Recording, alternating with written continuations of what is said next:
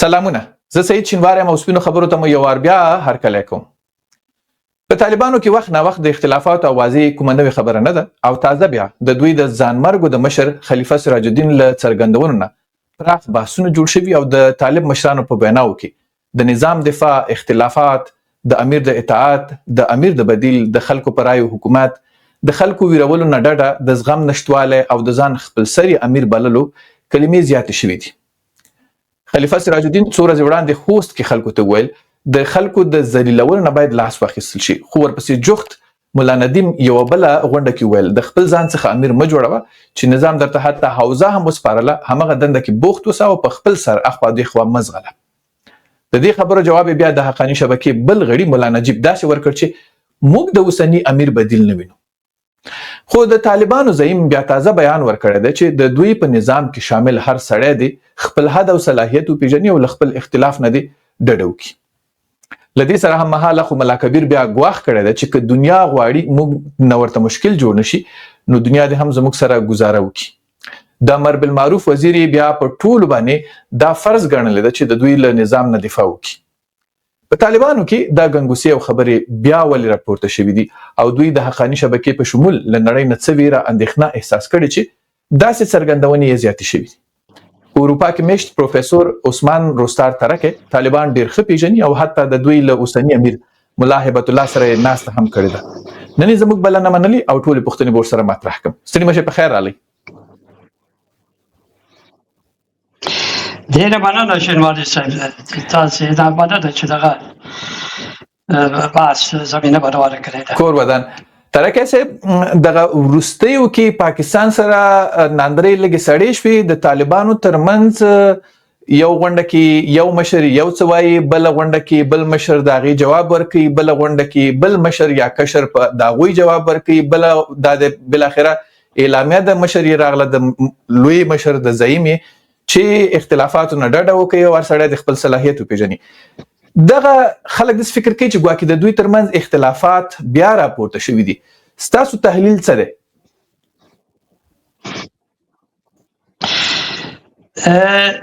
لومړی خو تاسې ووایو چې افغانستان په اوسني حال او احوال کې په ډېر اساس د خپل تاریخ په ډېر اساس پلو کې خلل لري. اټکل 4 کاله کې چې طالبان په قدرت کې پاتې شوی، په دې کې شک نشته چې د امنیت په ساحه کې د آبادی و عمران په برخه کې طالبان په کافی اندازه لاسته راوړنې لري. اما د طالبانو 4 کلن سیاست په ځینې مواردو کې نه یوازې د افغانانو لخوا بلکې د بهرني هېوادونو لخوا هم تر کلیک انتقادونه راغلي.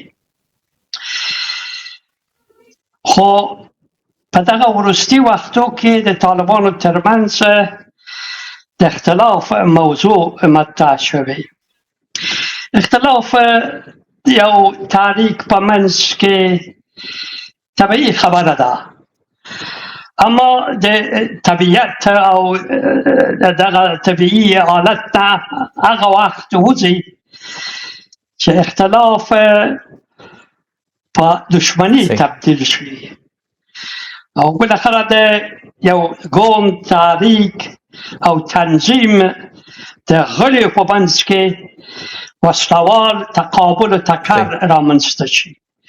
خدای وکړي چې افغانستان دغه حالت ته ونه رسي. ترکي صاحب، دغه د دواړو ډلو ترمنځ اختلاف تاسې تر کومه حده ګڼئ؟ یو سرسري اختلاف، د ملت په غوښتنو اختلاف، که په امارت کې د دوی په واکمنۍ کې د واک د زیاتولو پر سر اختلاف؟ اختلاف زه فکر کوم چې ژوره بڼه لري. د دې لپاره چې په دغه 4 کاله کې تاسو ته معلومه ده چې طالبان په دیپلماتیک انزوا کې قرار لري، کورنۍ مشروعیت نه ده رامنځته شوی او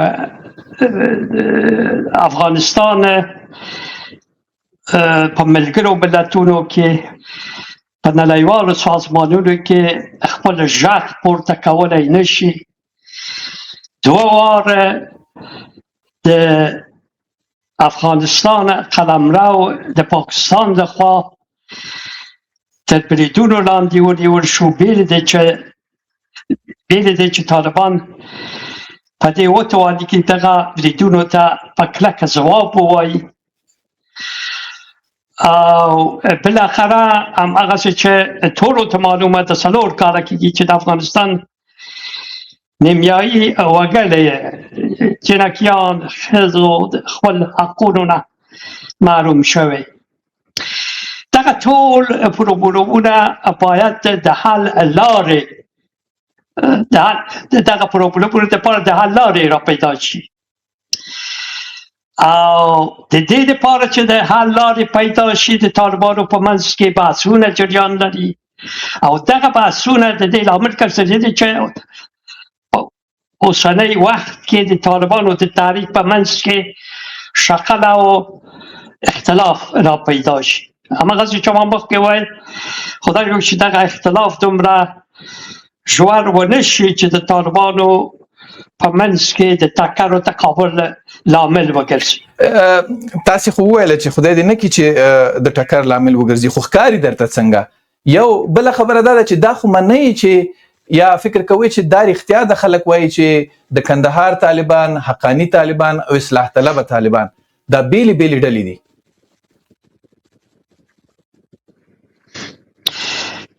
دغه واقعیت لري او دغه واقعیت لري او داسې فکر کوم چې هم کورنۍ ځینې سیاسي کړیو او هم بهرني قوتونو چې د افغانستان د قضیې په اړه دخل ګڼل کېږي. دغه پروګرامونه جنجالونه په دغه 4 کاله کې رامنځته شوي پړی په کندهار ډله اچوي. او مشر ملا په ځانګړې توګه د دغه پروګرامونو د رامنځته کولو او د دوام مسئول ګڼي. اما زه فکر کوم د طالبانو د مشر په شاوخوا کې ځینې کسان شته دی چې د هغه ډلې سره په کابل کې مثلا 4 وزیران چې نومونه اکثرا اخیستل کېږي له هغوی سره په تلاو په همدغه حالت کې غواړي چې خپل حکم وچلوي، د طالبانو واکمني دوام وکړي، بې له دې چې د اوسنۍ جنجالونو حل ته پام واړوي. دا د افغانستان دپاره له یوې خوا او د بلې خوا د هغه کړیو چې د طالبانو د تحریک په منځ کې قرار لري او غواړي په حالت کې بدلون راشي د منلو وړ نه دی. د همدې کبله دغه اختلاف واقعي اختلاف دی او باید طالبان په دې لټه کې شي چې دغه جنجال نه هم خپل تحریک و هم افغان ولس او هم افغانستان د وتلو لاره تاسې خو خپله د کندهار د طالبانو مشر ملا هیبت الله لکه چې لیدلی دی او دې اړه باندې تاسې مرکې هم کړي. ستاسو برداشت په دغه کابل کې چې تاسې کوم سفر یو وخت کې لروده د ملا هیبت الله د واکمنۍ د طرز نه څه دی؟ آیا د په ټولو طالبانو باندې یو دیکتاتور دی؟ نظریات یې څه وو؟ تاسو چې خپله ورسره خبرې کړي دي ما تاسو نه دا اورېدلي چې اصلاح طلبه طالبان چې دي هغه د دوحې هغوی ډېر نړۍ سره دغه غواړي. بله د طالبانو مشر په دیني او مذهبي مسائل که پوه شده ما ته معلوم شو او دا د دې لپاره چې تاسو ته معلومه ده چې طالبانو اکثر مشران د دینی مدارسو فارغان دی او دی په خپله مشر ملا هلته په کویته کې ښوونکي په حیث نورو طالب العلمانو ته سبق ورکوله. نو په دینی مسایلو کې پوه سړی دی، اما په دغه 4 کاله کې د دې دپاره چې مشر ملا په دې ونه توانید چې اوسنی د افغانستان اوسنی جنجالونه برطرف کړي، لرې کړي. له دې نه موږ داسې نتیجه ترلاسه کوو چې مشر طالب متاسفانه د افغانستان په اوسنی واقعیتونو باندې پوهاوی نه لري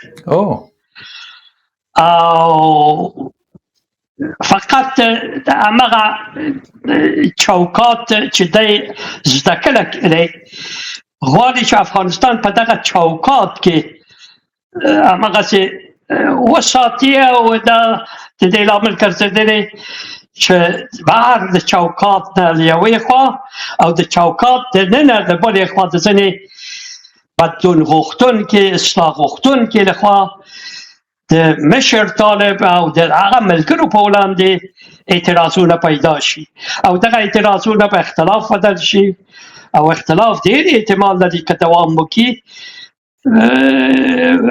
په دشمني بدل شي. ترکه صاحب اول خو باید دا پوښتنه مې درنه کړې وای، دغه د ملا هیبت الله چې کوم تصویر د باندې ښودل کیږي، آیا دا څیره کې اوس هم هماغه سړی دی چې تاسو لیدلی او یو بل دا دی چې تاسو چې ولیدل لکه دنه خو نور طالب مشران حتی تایریږي مخې ته یې نشي ورتلی، دی څومره قوي دی په طالبانو کې او څه شي ډېر قوي کړی دی چې اختلاف هم ورسره لري خلک؟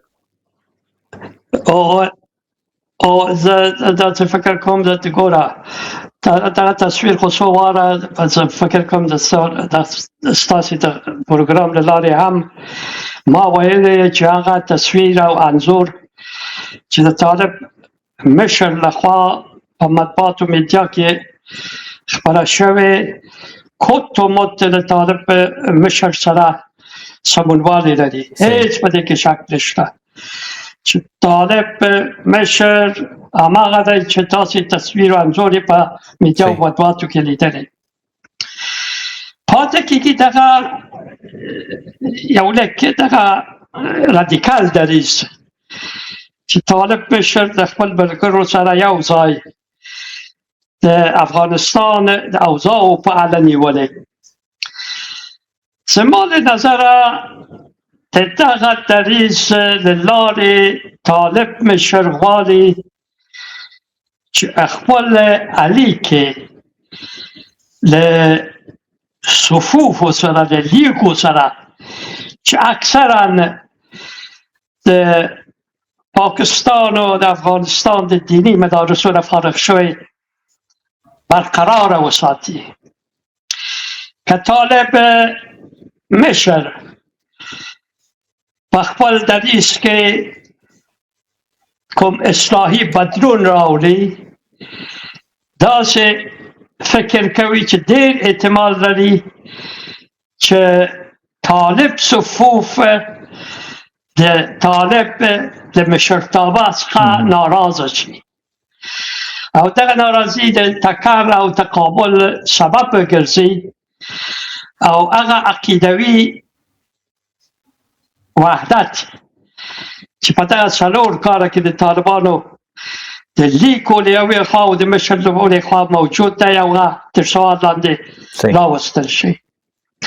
له بلې خوا تاسو ته معلومه ده د طالب لیکو په عقیدوي لحاظ، په سازماني لحاظ، په تشکیلاتی برخه کې د تی تی پی او د ځینې اسلامي ډلو چې هلته په پاکستان کې په سیاسي، دیني او عقیدوي فعالیت لګیا دی اړیکې لري. که دغه اړیکې د یو سیاسي بدلون پر بنسټ باندې تر سوال لاندې راشي، ډېر امکان لري چې د طالبانو د افغاني طالبانو ځینې کلیو مثلا د القاعده سره، داعش سره، هغه ډلو چې په پاکستان کې کړي د هغوی سره یو ځای شي. په بل عبارت په نتیجه کې د طالبانو عقیدوي وحدت له منځه ځي او د طالبانو په منځ کې ټکر او تقابل رامنځته صحیح. ترکه داسې یو تحلیل هم شته. ترکه ما پوښتنه دا و چې د طالبانو دغه اوسنی مشر تاسو ویل چې د کارون یا به طالبان ډیر زیات ناراضه شي یا به بغاوت وکړي او یا ته نه خفه دي چې موږ ګورو ډیر طالبان ور نه خفه دي او فکر کوي چې مکتبونه موږ ټول غواړو چې خلاص شي خو مشر نه مني. زما پوښتنه دا ده چې څوک ورته مخې ته نشي ورتلای په طالبانو کې هم، یعنی هیڅ طالب نشي کولای چې خپل خبره په خپل مشر باندې ومني. د دې مشر قوت په څه کې دی؟ څه قوت لري چې ټول طالبانو نه ډاریږي؟ قوت په رادیکالیزم کې دی. قوت په رادیکالیزم کې دی. قوت په دې کې دی چې دی خپل دغه علي کې د هغه طالبان چې په صفوف کې قرار لري په کلکه ساتلې. هغه طالبانو څلور وزیران هلته په کابل کې چې د مشر رادیکالیزم سیاست تاییدوي، د هغوی سره په تلاو کې مشر ملا په دې مطمئن دی چې هیڅ خطر هغه مشرتابه ته متوجه نه دی. او له بلې خوا هم دغسې تاسو ته معلومه ده دغه وروستي کلو کې طالب مشر په خپل شاوخوا کې یو امنیتي تقریبا 15,000 یا 6,000 کسان راټول کړي، یو ضربتي قوه چې که کوم بغاوت د طالبانو نوینځه یا د طالبانو د تحریک د باندې رامنځته کېږي، دغه ځواک په چټکۍ هغه د منځه تلو دپاره په اقداماتو لاس پورې کوي. نو بیا تکراروم چې د طالب مشر قوت د رادیکالیزم په چوکات کې مطرح کېږي. د همدغه رادیکالیزم په حساب باندې په خپل شاوخوا کې ډېر قومي مشران راټول کړي، مذهبي مشران راغونډ کړي. او داسې یو نظر هم شته چې په دا کابل کې کومه کابینه د طالبانو ده دا اصلاح طلبه ده او دوحې کې چې کوم تړون هم کېده د دوی سره کېده او د دوی په وعدو باندې عمل شوی دی د نړیوال لخوا، په دوی باندې کودتا شوې ده. تاسو فکر کوئ چې دا طالبان خو تاسو لیدلي دوی هم داسې فکر کوي چې موږ باندې کودتا شوې ده د خپل مشر لخوا؟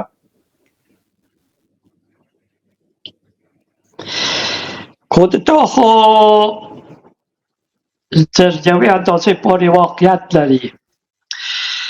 دا د دې لپاره واقعیت لري چې زه نه پوهېږم امکان لري چې تاسې دغه قضیه په دقیقه توګه تعقیب کړې وي چې اصلاح غوښتونکي طالبان هلته په دوحه کې د امریکا په ملاتړ غوښتل چې په افغانستان کې دغسې یو موقتي حکومت جوړ شي چې دغه موقتي حکومت د دوحې موافقتلیک په بشپړه توګه تطبیق کړي. د دوحې موافقتلیک په بشپړه توګه تطبیقول او پلي کول یو حکم یې دا و چې باید د افغانستان د سیاسي کلیو چې په جمهوریت کې فعال ماشا و له هغوی سره په تفاهم یو سیاسي حقوقي جوړښت حکومت په چوکات کې په افغانستان کې جوړ شي او رامنځته شي. خو په دغه برخه کې د دې لپاره چې د پاکستان استخبارات ډېر زیات په دوحه کې فعال و او د اول وقت نه چې د دویم دفتر پرانستل شو، پاکستانی مقامات و پاکستانی استخبارات ناراض بود. صحیح. لمده کبلا پاکستانی استخبارات نگفتل که د دوی دفتر په نوښت افغانستان کې یو سالم او اصلاح غوښتونکی حکومت رامنځته شي او زیاتره سیاسي پانګه اچونه د پاکستان استخبارات په میداني طالبانو چې هلته په جګړه کې لګیا وو په هغه کې کړی وو. صحیح. همدې کبله وروسته له هغه چې طالبان کابل فتح کې، فیض پاکستان استخباراتو مشر کابل ته راغی. دغه فیض هم تقریبا 15 کاله یا 10 کاله حبس محکوم شوی. خب کابل ته راغی او بالاخره زمینه د دې لپاره مساعد شو چې حقانی ډله په اوضاع باندې برلاسی عمومي او هلته حکومت جوړ کړي. خو اما حقانی ډله ورو په اوسنی حال احوال کې خپل ځان افغانستان واقعیتونو ته تسلیم کړي او زه فکر کوم په اوسنی شرایطو کې واقع دغه ډله اصلاح غوښتونکی پروګرام لري چې دغه اصلاح غوښتونکی پروګرام حقانیان او ځینې نور اصلاح غوښتونکي د طالبانو په منځ کې د طالب مشر سره، د طالب د مشر د ملګرو سره چې په قندهار کې دی په ټکر کې قرار نیسي. حقانیان فکر کوي چې د کندهار نه په بشپړ بغاوت باندې راوتلي دي. تاسو ویل چې دوی رو اصلاح غوښتونکي شوي دي، مګر چې لیدل کېږي حقاني ډله قربانیان هم ډېر واخیستل د وروستیو پیښو. مثلا طالبان خو اعلان کړ چې ګواکې دا داعش وژلی دی، مګر د حقاني تره چې وژل شو نو داسې انګیرل کېده چې حقاني نور هغه سیاسي حضور وبایلو، د تر ټولو لوی مشاور یې د لاسه ورکړ.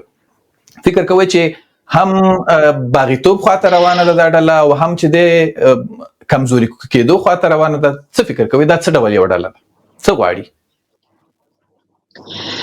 والا خود ګوره د افغانستان همیشه په سیاسي وده باندې هم کورنۍ لاملونه رول لوبولی، هم بهرنۍ لاملونه.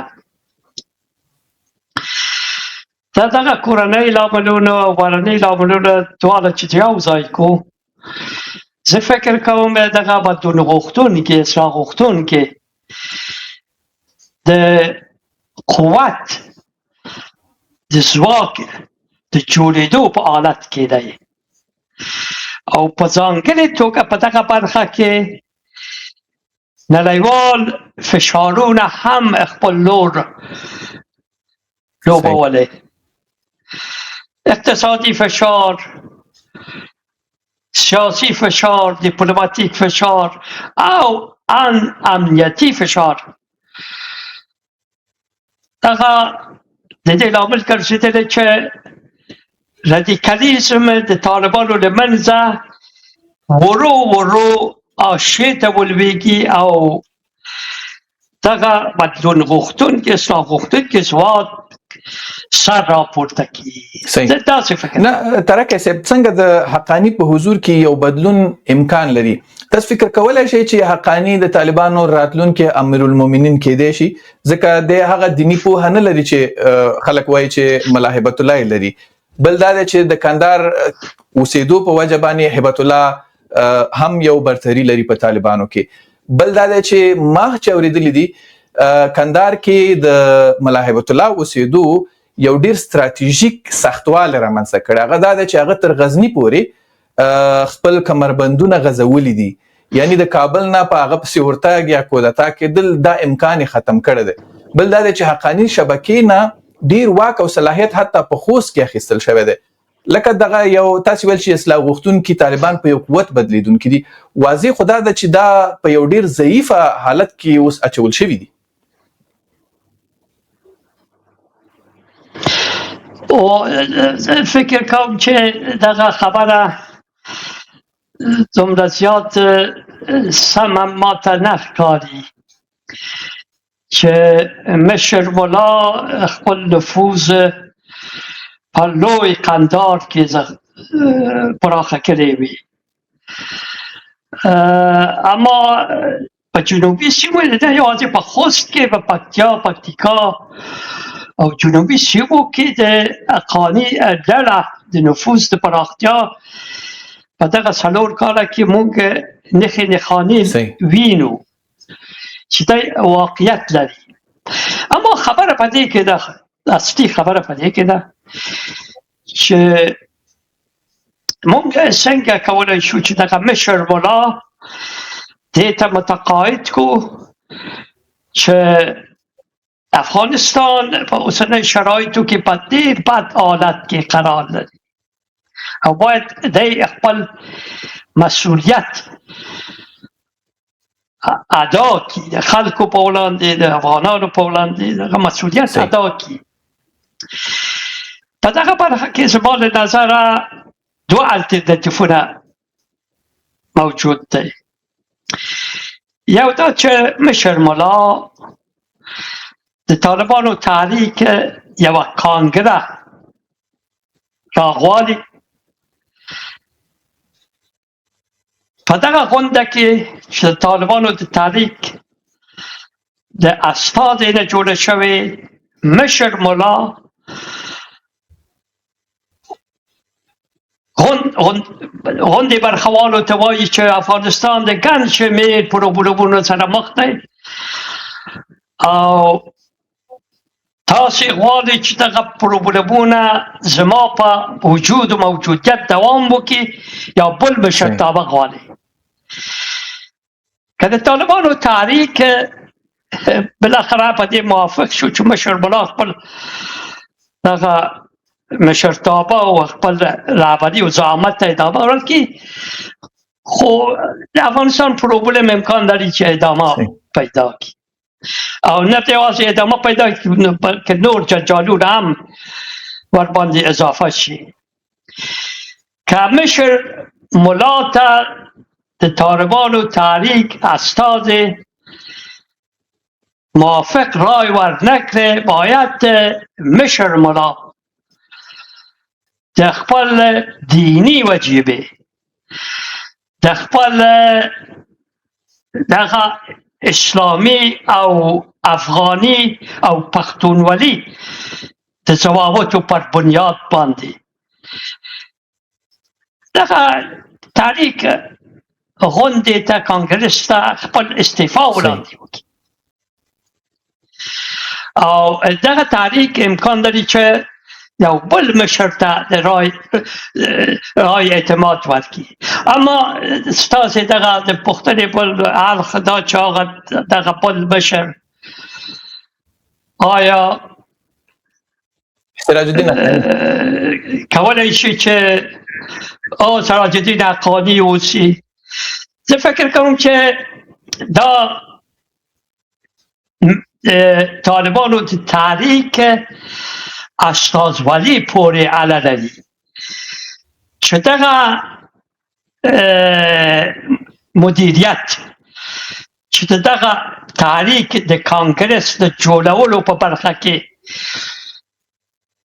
یو کمیسیون ته یو سړی ته سپارل کېږي، څومره دغه مناسب کسان، مطلوب کسان، اصلاح غوښتونکي کسان په دغه کانګرس کې راټولوي او بالاخره د هغه د غونډې د ترکیب نه یو پیاوړی ځواک جوړیږي چې یو نوې دینی سیاسي مشرتابه ته رای اعتماد ورکړي.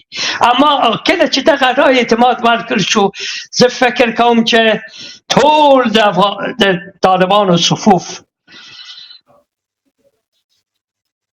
په قندار کې وي، په پکتیا کې وي، د افغانستان په جنوبي سیمو کې وي او بالاخره هلته په پښتونخوا کې وي د اسلامي اصولو پر بنسټ باندې د دغه فیصلې نه د دغه پرېکړه تبعیت کوي، اطاعت کوي. د دې لپاره که اطاعت ونه شي خو بیا جنجال دوام مومي. بل الټرناتیو زه نه پوهېږم د ستاسې پروګرام دا ایجابوي چې دغه په بل الټرناتیو باندې هم وغږېږم. بل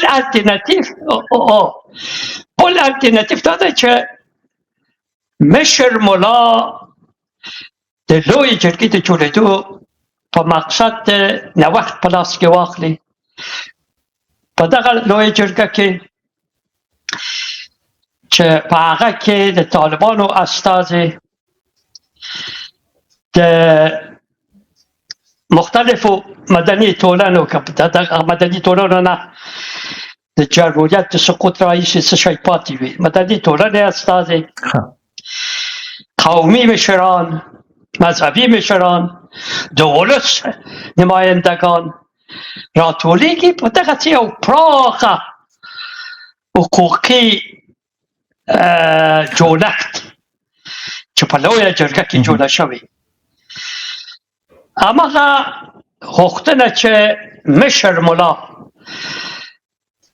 د طالبانو د تحریک په کانګرس کې کړی و، هماغه غوښتنه بیا په لویه جرګه کې مطرح کوي. ډېر احتمال لري چې لویه جرګه د بدلون په خاطر د دې لپاره چې افغانستان د دغه بنبست نه ووځي یو بل سړی د رای اعتماد ورکړي د دیني سیاسي مشر په توګه، او پرته له هغه نه په دغه لویه جرګه کې نور مختلف حاد او حیاتي مسایلو هم مطرح کیدای شي. د جنکیانو مکتبونه خلاصول، افغانستان ته د اساسي قانون جوړول او کورنۍ مشروعیت ترلاسه کول، یو ستاندرد او معیاري حکومت جوړول چې د نړیوالو لخوا د منلو وړ وي. افغانستان بالاخره د نړیوالې ټولنې د واجب الحقوق غړی په حیث وپېژندل شي. دغه مسایل هم په لویه جرګه کې مطرح کېدای شي. خو یو بل مطلب چې تاسو ته ووایم، په ځینې هېوادونو کې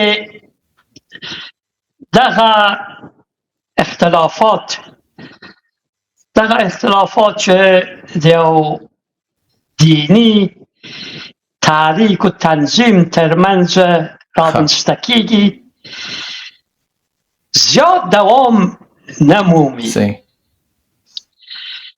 شر دغه مشرتابه د سقوط و ګواښ سره مخ کېږي.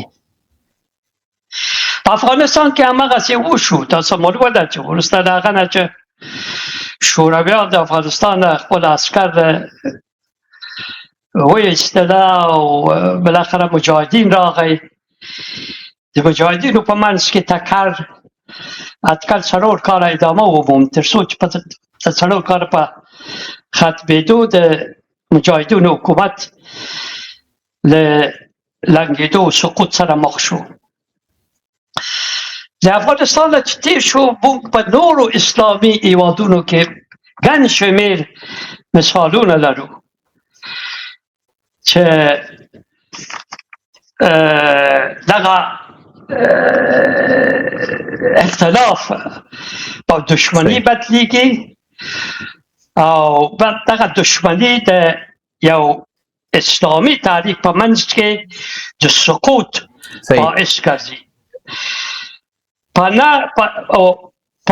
90 لسیزه کې عمر البشیر په سودان کې په قدرت کې و. ورسته چې څو کاله هلته اقتصادي بحران د یوې خوا او د بلې خوا د خلکو اعتراضات د دې لامل وګرځېد چې د عمر البشیر د واکمني سقوط سره مخ شي.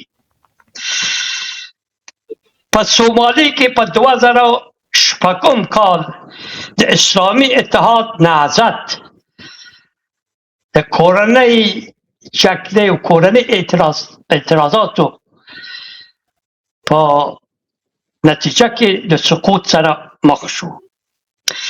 په مصر کې په 2012 کال اخوان المسلمین سیاسي قدرت ترلاسه کړ او د هغه په وړاندې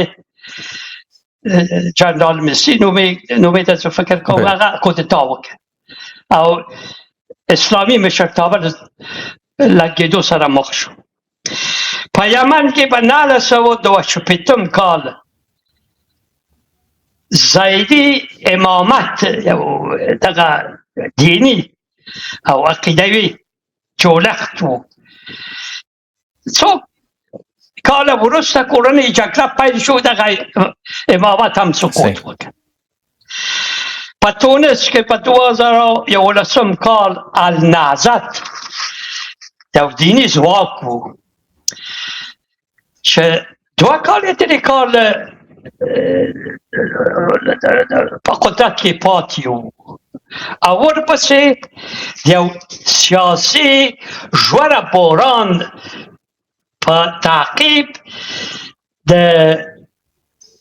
سیاسي قدرت نه لرې شو. نو افغانستان مستثنا ګڼلی نشو که طالبان د دغه بنبست د وتلو دپاره مناسب لارې چارې ورنه لټوي. د طالبانو د عبارت سقوط احتمال شته، اما دغه سقوط په افغانستان کې د کړکېچ، بحران، کورنۍ جګړه، بهرنۍ مداخله نوی فصل پرانیزي چې ډېر امکان لري د افغانستان جغرافیایی موجودیت، تاریخي موجودیت تر شوال لاندې راشي. خدای دې نه کړي داسې وضعیت خو ډېر دردناک وي. یو تاسې بیا وروسته ډېرې خبرې راغلې، ما مداخله ونه کړه. ترکه صاحب، تاسې طالبان په 2 ډلو وویشل، راډیکال او اصلاح غوښتونکي، او دا د اصلاح غوښتونکو کرکولیم هم حقانیانو ته ورپسر کړه. نور طالبان لکه چې درنه پاتې شول چې دا په کابل کې دي، دا خو بیا خو نو چې که اصلاح غوښتونکي مې دا د دوحې تړون چې ورسره شوی و، داسې فکر نه کوئ چې دوی ډیر بې واکه دي، مامورین دي، د اختلاف جوګه هم نه دي او په قوت بدلیدو ظرفیت هم پکې نور نه دی پاتې، که نړۍ ورسره هم دا داسې بل رقم دي؟ څه فکر کوئ؟ مثلا ملا غني برادر او خارجه وزیر او یا نور چې دغه تړون ورسره شوی؟ ګوره، د دغه اصلاح غوښتونکي په لاس کې هم هغه امنیتي وزارتونه چې وسلې په کافي اندازه په لاس کې لري موجود دی. کورنۍ چارو وزارت د یوې خوا او دفاع وزارت د بلې خوا، او دغه اصلاح غوښتونکي داسې ونه وایو چې دوی قومي ملاتړ نه لري، په کافي اندازه قومي ملاتړ هم لري. نو زه خپل خبره بیا تکراروم چې دغه اصلاح غوښتونکي په ښه قوي او د ځواکو د پیاوړتیا ډک دریځ کې قرار لري. فکر کوئ چې دا هم د حقانیانو په نظر باندې دي؟ حقانیان چې کوم شیان غواړي، ملا غني برادر، ملا یعقوب او دا نور هم د سره هم نظري دي، فکر کوئ که نه دوی نشي کولی د کندهار د دغې نه ووځي؟ زه فکر کوم دغه خلک چې تاسو نومونه یې واخیسته، ډېر امکان لري چې یا هم نظر وي یا کله چې دغه د قواو توازن د اصلاح غوښتونکي په ګټه ولیده، بیا د اصلاح غوښتونکو سره په راتلونکي وخت کې یو ځای شي. که همدا اوس ونه وي، زه فکر کوم خو دا د سیاسي اپورتونیست د افغانستان په سیاسي ډګر کې تاسو ته معلومه ده چې پخواني تاریخي څه شی نښې نښانې لري چې ډېر امکان لري چې دغه توازن او انډول کله چې د اصلاح غوښتونکي په ګټه وي نورې ډلې د هغوی سره یو نو دا ځای شي. سراج الدین حقاني هم د طالبانو د تحریک له منځه او له بلې خوا د دا ولس سراج الدین حقاني چې کومې څرګندونې کوي مهرباني. ترکه صاحب وبخښئ چې ما ستاسې خبره ونیوله. دا سراج الدین حقاني چې کومې څرګندونې کوي یا کندهار ته کلي غونډې ته نه ځي یا هم په هره غونډه کې چې راښکاره شي یوه نیمه نیوکه کوي، فکر کوئ چې دا د ملا غني برادر، ملا یعقوب یا د دوحې د نورو طالبانو هوکړه ورسره ده په دې شیانو کې ملاتړ لري د ځانه سره؟ ځکه داسې خو ویل کېږي چې ملا غني برادر ته چې دی خلیلزاد د دغې د امیر المؤمنین یا د رئیس الوزرا کېدو وعده ورکړې وه یا هم هغه ورباندې څه ورته وي د حماس سیوری کړی دی او ملا یعقوب هم ځان دې نه وروسته د پلار میراثخور ګڼلی شي او دلته پکې سراج الدین هم راغی. فکر کوئ چې د اصلاح طلبو ترمنځ هم اختلاف کیدی شي بیا؟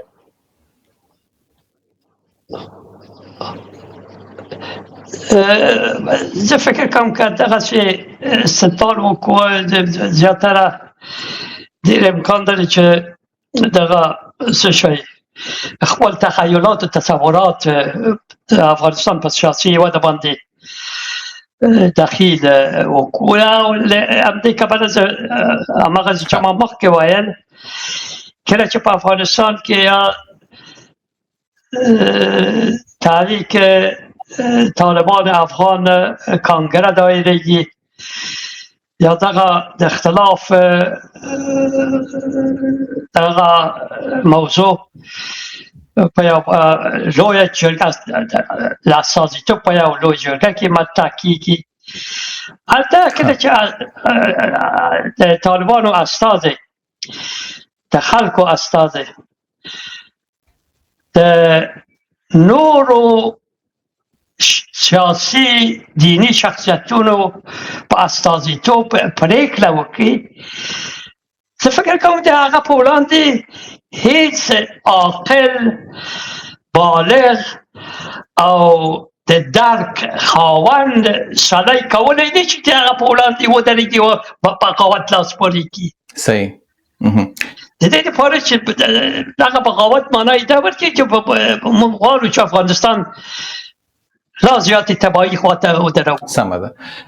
ترکه صاحب ډېر خلک وایي د طالبانو فقط ترکه صاحب ډېر خلک وایي د طالبانو بدیل تباهي ده، افغانستان ګډوډېږي. تاسو هم دا خبره لږه اشاره ورته وکړه، خو که چېرته لازمه وسي او بیخي ضرور وسي چې د طالبانو له منځه د اصلاحات د افغانستان په ساختارونو کې راشي، نو فکر کوئ چې د طالبانو خپل تحریک او افغانستان د دوی کوم مشر ژغورلی شي او هغه سرته راتګ کولی شي چې د افغانستان مسأله د نرمښت خواته هم نړۍ سره هم داخل کې بوزي؟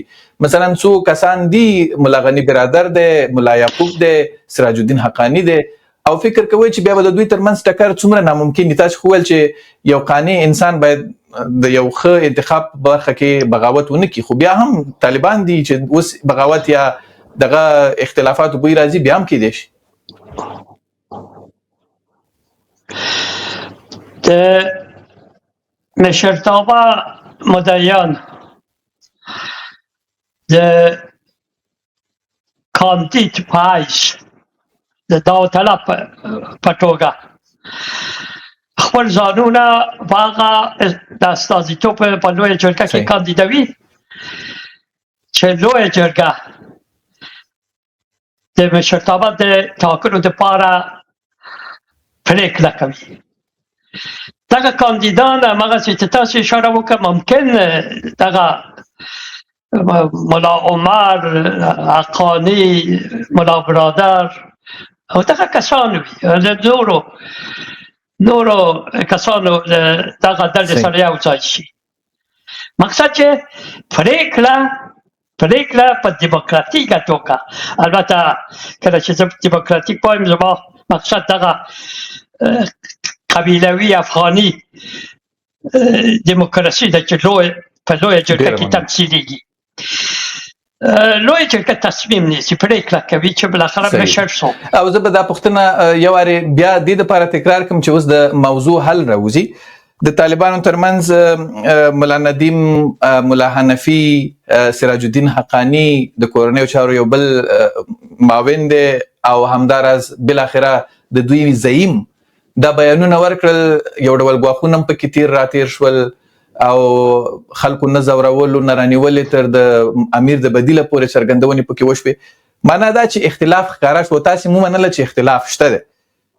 دا اختلاف تاسو ویل چې کله کله دا ختمېدی هم شي، که ختم نشي راتلونکی څه وینئ د سراج الدین حقانی د ډلې او د ملا هیبت الله ترمنځ؟ ما مخکې هم اشاره وکړه چې بالاخره ډېر احتمال لري چې د اصلاح غوښتونکې ډله اصلاح غوښتونکې ډله کله چې وایم ډېر احتمال لري چې د هغه په رأس کې په مشرتابه کې سراج الدین حقانی وي یا ملا عمر د ملا عمر زوی ملا یعقوب د ملا یعقوب وي، یا اصلا ملا برادر وي. ملا برادر هم نرم او انعطاف پذیر سړی معلومیږي. نو دغه خلک هم نظامی ځواک لري او هم په قوم باندې نفوذ لري، د قوم په منځ کې نفوذ لري او هم ولس د دغه خلکو تر شا ولاړ دی. د دې لپاره په دغه څلور کاله کې ولس دغه ناوله دریځ د جنکیانو مکتبونه بند دی او افغانستان اساسي قانون نه لري او افغانستان بهرنۍ منل شوی حکومت. ولس د طالبانو نه ناراض دی. کله چې یو اصلاح غوښتونکی غږ پورته کوي، ډېر امکان لري چې د افغانستان دغه خاموش ولس د هغه تر شا ودرېږي. نو زه هغه ځواک ته د ودې د تکامل په حالت کې وینم. خدای وکړي چې دغه عدس و دغه ګمان مې صحیح وځي او دغه ځواک واقعا او له بلې خوا هم هغه چې مخکې اشاره کړه دغه ځواک تر شا بهرني قوتونه هم ولاړ دی. بهرني قوتونه هم غواړي چې د افغانستان د دغه اوسنۍ جنجال نه خلاص شي او کله چې د اوسنۍ جنجال زه فکر کوم چې زه غږ وکړم تاسې، زه کله فکر وکړم چې تاسې جواب خلاص شو نو زه ځکه بلې پوښتنې ته ځان را برابر کړم. خو په اخره کې که راته ووایاست که تاسې پام کړی د کمونیستي رژیم او د مجاهدینو ترمنځ چې کوم جنجال و او بیا دوی خپلو کې کوم جنجال باندې واوښتل، نو خبره درېیمې موضوع ته لاړه چې طالبان راغلل. اوس که د طالبانو ترمنځ اختلاف یي، آیا فکر کوئ چې کله هم د ولس لاسو ته واک لوېدلی شي د دوی د اختلاف په اخره نتیجه کې، که نه داسې امکان وینئ؟ ولس البته یو دغسې ځواک باید چې عامه ذهنیت جوړوي او د یو هېواد په سیاسي وده باندې اصلي رول لوبوي. په بیرته پاتې هېوادونو کې مطرح نه ده.